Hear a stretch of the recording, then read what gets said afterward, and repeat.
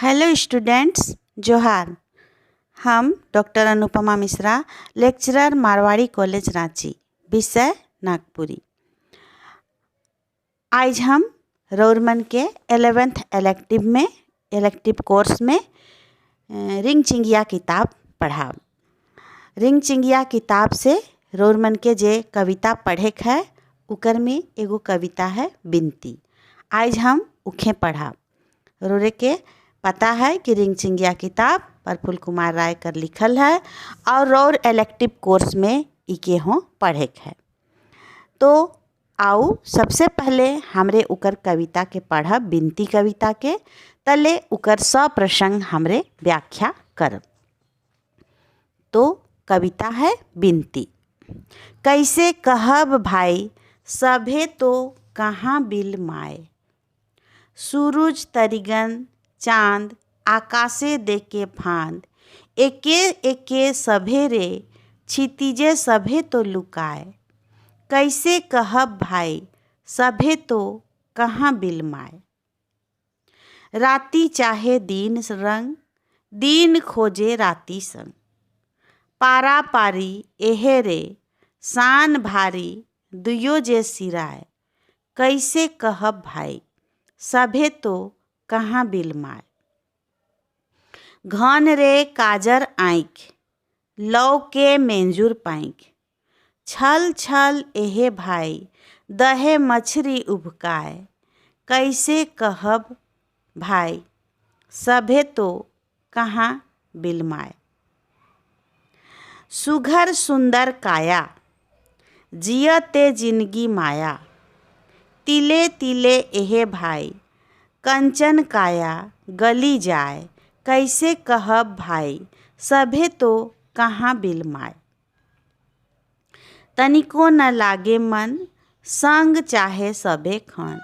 छन माझे कति खन संग छूटल चली जाए। कैसे कहब भाई सभे तो कहाँ बिल माए, अनादि अनंत रंग सभे ठावे ओहे संग। झखू नहीं मने रे काहे अंतर उदास। कैसे कहब भाई सभे तो कहाँ बिल माए, संसार माया बसे नहीं सत नहीं रसे।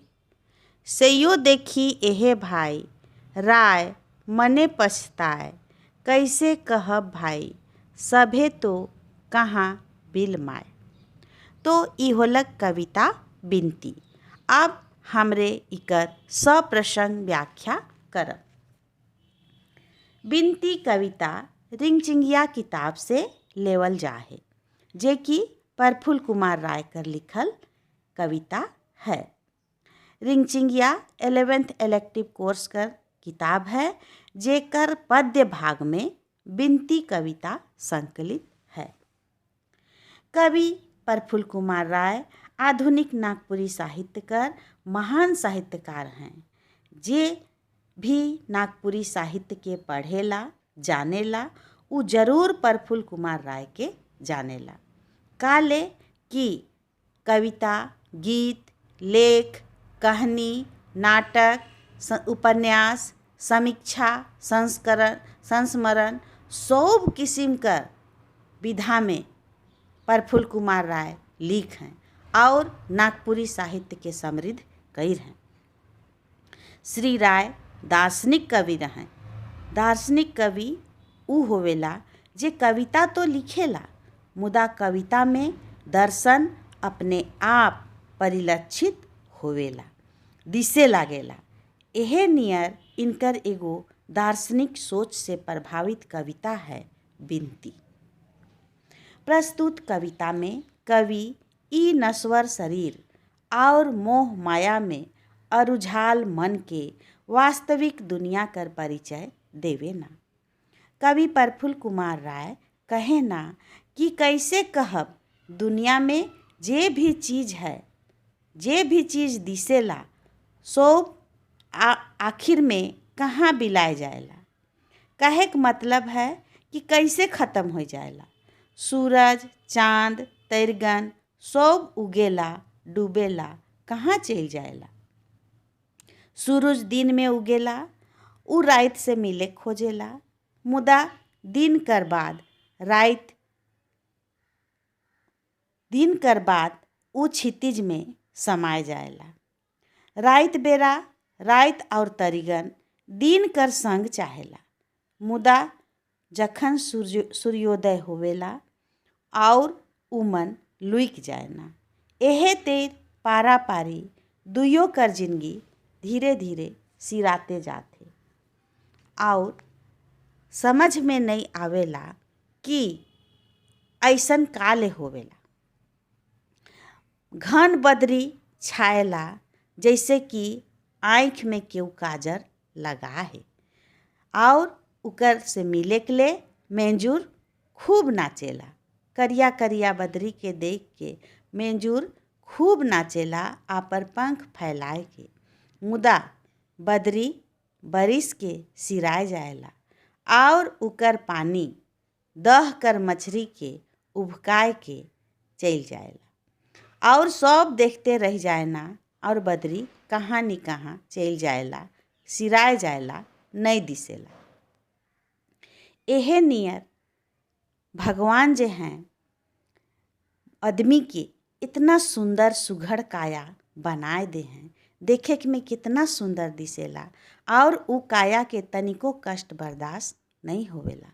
मुदा एहे सुंदर काया तिल तिल कर के दिन दिन कर के धीरे धीरे गैल के सिराय जाएला। कहे का मतलब है खत्म हो जाएला। जोन काया गतर कर सुंदरता पर इतना मोह रहेला, इतना उकर से लगाव रहेला, एक दिन उ कंचन काया माटी में मिल जाएला और कुछ नहीं बाँचेला।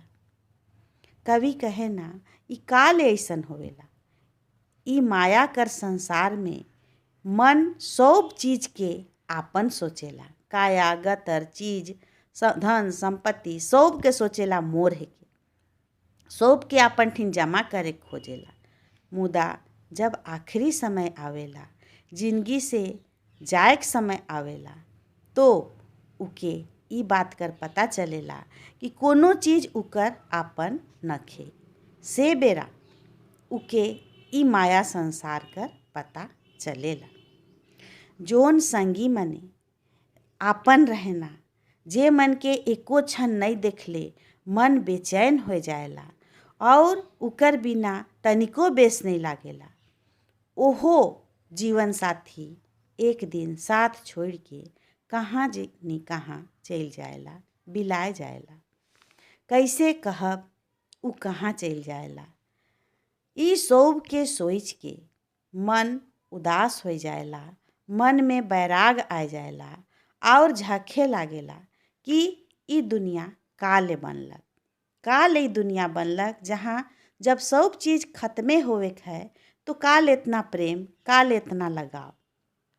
मुदा कवि कहे ना कि सब चीज़ उ अनादि अनंत परमेश्वर है, ओहे सब के बनाएला, ओहे सब कर जन्म देवेला और जन्म से ले के मरण तक और मरण कर बाद भी सब उकरे में समाए जाएना, उकरे में बिलाए जाएना। सेहेले मन के उदास करे के नखे, झखे के नखे, ओहे जन्म देवेला और उकरे में सब विलीन हो जाएना। ई संसार माया में बसल है। जोन चीज सच बुझाएला, रसगर बुझाएला, उ निपट भुलावा है, आँख कर धोखा है। उ कभी आपन ना लागे, आपन काया हो आपन ना लागे। से ले कवि कहे ना कि कोनो चीज भुलाए चाहे सिराए जाएला, चाहे खत्म हो जाएला, तो उकर ले नहीं पछताए के चाहिए। उ ईश्वर से उत्पन्न हो है, उकरे चीज है के और उ चीज उकरे में विलीन हो गेलन। यह सच है और बाकी सब माया है। भगवान से यह विनती है, कवि कहे ना कि भगवान से यह विनती है कि हमेशा सच के हमरे जानब और ई मोह माया कर संसार में आपन मन के नहीं अरुझाव। कोनो चीज ले, कोनो व्यक्ति ले, कोनो निज आदमी ले संताप नहीं करब, दुखी नहीं होवब, मन के उदास नहीं करब। काले ओहे आदि और अनंत परमेश्वर सब चीज़ के जन्म देवेला और सब चीज़ उकरे में आखिर में समाए जाए ना। यह दुनिया कर सच है, यह दुनिया कर रीत है। प्रस्तुत कविता बिनती कवि कर बैरागी मन के हों बताएला, जे कि दुनिया कर माया से उब जाए और परमेश्वर कर शरण में जाए के सच के जाने कर कोशिश करत हैं। और प्रफुल्लदा ई कविता बिनती में विनती करे ना कि प्रभु सब के अपन सच के बताओ, मोह माया से बचाओ। प्रफुल्लदा कर कविता बिनती उनकर तीव्र संवेदना के दिखाएला, उनकर भावना, उनकर अंतर्दृष्टि के बताएला, उनकर सोच नियर, विचार नियर उनकर शब्द शिल्प और उनकर रचना है, जे कि पढ़े से मन के छुएला। तो ई होलक कविता बिनती और उकर सप्रसंग व्याख्या। तो आइजले इतने, धन्यवाद।